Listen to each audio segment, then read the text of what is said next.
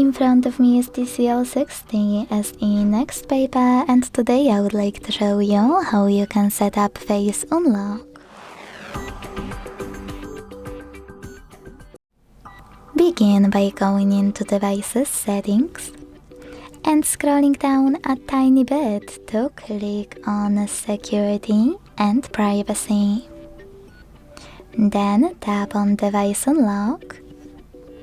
Click on Face and Fingerprint Unlock here.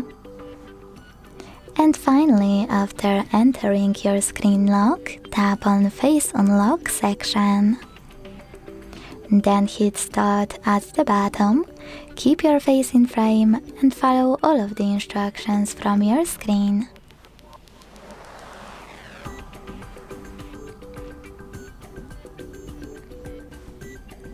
When you finished, select Done. Then hit OK in Attention pop-up. Manage those options. And when you finished, go back. So now, when I switch off my screen and turn it back on, I can see that Face Unlock is working properly.